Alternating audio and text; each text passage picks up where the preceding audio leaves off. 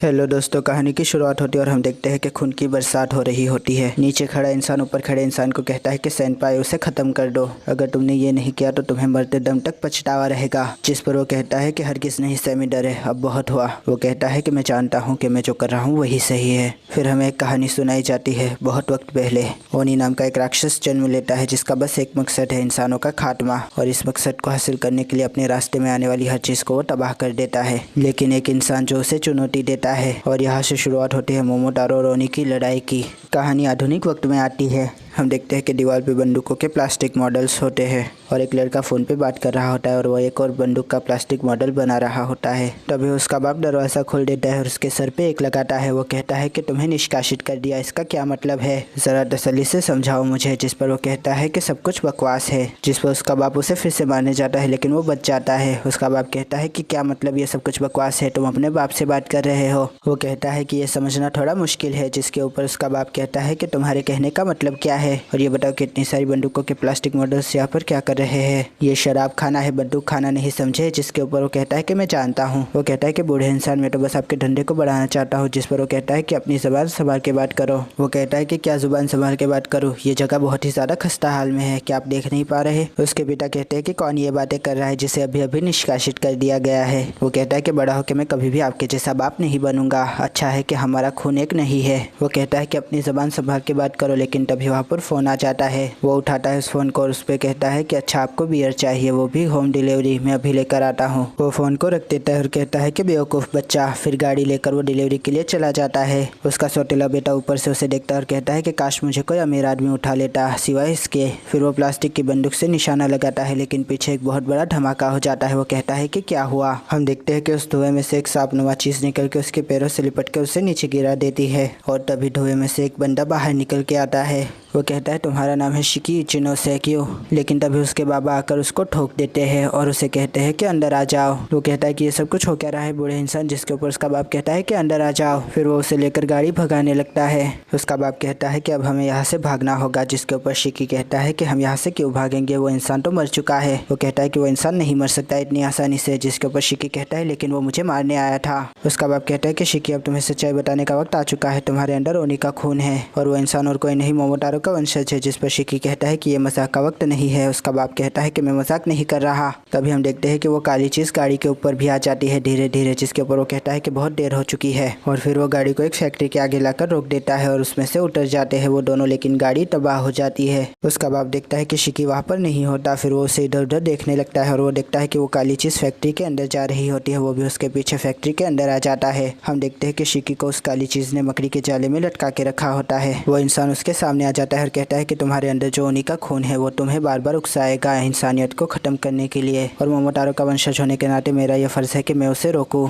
शिकी कहता है कि तुम तो जिंदा हो लेकिन तुम तो मर गए थे ना। लेकिन तभी उसका बाप आ जाता है और कहता है कि मोमोटारो की कहानी सच है। मोमोटारो और ओनी के खानदान के बीच चल रही पीढ़ियों की ये खूनी लड़ाई, हमेशा मोमोटारो का खानदान ओनी के खून के ऊपर भारी रहा, जिसकी वजह से ओनी ने अपने आप को इंसानों के बीच छुपाने का फैसला कर लिया। शिकी कहता है कि ये तुम लोग क्या बकवास कर रहे हो और मुझे नीचे उतारो। उसका बाप कहता है कि तुम अभी वही लटके रहो, तुम्हारा वही रहना सेफ है। सामने वाला बंदा कहता है तो वक्त आ चुका है आखिरी लड़ाई लड़ने का, और फिर वो उस काली चीज़ से हथियार बना लेता है और उसके ऊपर हमला कर देता है। लेकिन हम देखते हैं कि उसका बाप भी उस काली चीज़ से हथियार बना सकता है और वो दोनों लड़ने लगते हैं। फिर वो कहता है कि आखिरकार तुमने मोमोटारो की शक्ति का इस्तेमाल करना नहीं छोड़ा, लेकिन सेनपाई मैं इसे बड़े सालों से प्रैक्टिस कर रहा हूँ, अब हम पहले की तरह बराबर नहीं रहे, तुम कमज़ोर हो चुके हो। यह है शुयुशी मोमोगावरा, मोमोटारो का वंशज। शिकी कहता है कि मेरा बूढ़ा इंसान मोमोटारो है। वो कहता है कि मैंने अपना नाम बदल लिया है। जिसके ऊपर सामने वाला कहता है तुम्हारे नाम बदलने से तुम्हारी पहचान नहीं बदल जाती, तुम मोमोटारो के वंशज हो। अफसोस इस बात का है कि तुम भूल चुके हो कि ओनी का खून कितना खतरनाक हो सकता है। ओनी को पनाह देने के जुर्म में तुम्हारी सजा मौत है। जिस पर उसका बाप कहता है कि मौत तो तुम्हें मिलेगी, और फिर वो दोनों फिर से लड़ने लगते हैं। शिकी कहता है कि आखिर ये हो क्या रहा है। मोमोटारो का वंशज कहता है कि आखिर तुम उसे क्यों बचाना चाहते हो, क्या तुम्हें मालूम नहीं है कि ओनी का खून कितना ज्यादा खतरनाक है। शिकी कहता है कि आखिरकार आपने मुझसे ये बात क्यों छुपाई। तभी हम देखते हैं कि वो सेनपाई पर वार वार करता है और सेनपाई नीचे गिर जाता है। मोमोतारो का वंशज कहता है कि तुमने सोच भी कैसे लिया कि तुम मुझे हरा सकते हो? क्या तुम्हें नहीं पता कि मैं कितने सालों से लड़ाई कर रहा हूँ? शिकी कहता है कि मुझे छोड़, मैं तुझे अभी दिखाता हूँ, तू अभी मरेगा मेरे हाथों। जिस पर वो कहता है कि बच्चे फिक्र मत कर, अगली बारी तेरी ही है। तभी सेनपाई मोमोतारो के वंशज का पैर पकड़ लेता है। वो कहता है कि मुझे समझ नहीं आ रहा कि तुम आखिर इस बच्चे को बचाने की कोशिश क्यों कर रहे हो। सेनपाई कहते हैं कि क्या मतलब है तुम्हारा? एक बाप को वजह चाहिए अपने बेटे को बचाने के लिए। तुम इसे मारना चाहते हो सिर्फ इसलिए क्योंकि इसके अंदर ओनी का खून है। इसने कुछ भी गलत नहीं किया, इसने किसी की भी जान नहीं ली। मोमोतारो का वंशज कहता है कि बकवास बंद करो अपनी। सेनपाई कहता है कि मुझे एक बात बताओ, तुम इतने सालों से मासूम बच्चों की जानें ले रहे हो, क्या तुम्हारे हाथ नहीं कांपे? जिसके ऊपर वो कहता है कि बकवास बंद करो। शिकी ऊपर से ये सब कुछ देख रहा होता है और लानत मलामत कर रहा होता है। वो कहता है कि तुम मेरे बाप को मारने वाले हो और मैं कुछ भी नहीं कर सकता। आखिर ऐसा क्यों? क्या मैं एक निहत्था इंसान हूँ जो कि ऐसे ही लाचारी से अपने बाप को मरता हुआ देखता रहेगा? आखिर ये हो भी कैसे सकता है? तुमने मेरे बाप को हाथ भी कैसे लगाया? तुमने उसे मारने की जरूरत भी कैसे की? मैं तुझे नहीं छोड़ूंगा, मैं तेरी जान ले लूंगा। मोमोतारो का वंशज तभी चाले की तरफ देखता है और वो देखता है कि वहाँ पर वो नहीं होता। तभी अचानक से लोडिंग की आवाज आती है और अचानक से बहुत सारी गोलियां चलने लगती है। मोमोतारो का वंशज अपनी तलवार से अपनी हिफाजत करता है। फिर हमें शिकी दिखाया जाता है। वो छत से उल्टा लटका हुआ होता है लेकिन फिर वो नीचे आ जाता है। वो एकदम किसी राक्षस की तरह लग रहा होता है जो खून से सना हुआ होता है ऊपर से लेकर नीचे तक। मोमोतारो का वंशज कहता है कि सत्यानाश, ये जागरूक हो गया। ओनी खून को अपने हिसार में लेकर लड़ाई कर सकता है, लेकिन बस यही एक बात नहीं है। तभी वो दोनों लड़ने लगते हैं और वो उसका एक हाथ काट देता है, लेकिन हम देखते हैं कि शिकी अपना हाथ फिर से उगा लेता है। मोमोतारो का वंशज कहता है इसीलिए ओनी के खून को खत्म होना चाहिए, ये बिल्कुल निर्दयी है और इंसानियत का दुश्मन। हम देखते हैं कि वो अपने खून से बहुत सारे हथियारों को बना लेता है और उसके ऊपर फायरिंग करना शुरू कर देता है। वो अपनी तलवार से अपना बचाव करता है लेकिन एक मिसाइल उसके सामने आ जाती है। वो उस मिसाइल से भी अपना बचाव करता है लेकिन मिसाइल पीछे जाकर पूरी दीवार उड़ा देती है। उसके चेहरे पर थकन साफ नजर आ रही होती है लेकिन शिकी लड़ाई करना जारी रखता है। वो फायरिंग करता रहता है। तभी मोमोतारो का खून अपनी तलवार से उसके ऊपर वार करता है और वहाँ पर धुंध छा जाती है। शिकी धुंध में से निकल के अचानक से उसके ऊपर एक वार करता है और वो जाकर दीवार से टकराकर नीचे गिर जाता है। वो अधमरा हो चुका होता है लेकिन शिकी उसको अपने पैर के नीचे कर देता है। फिर वो बहुत सारी गोलियां चला देता है और हम देखते हैं कि वहाँ पर खून की बरसात होने लगती है।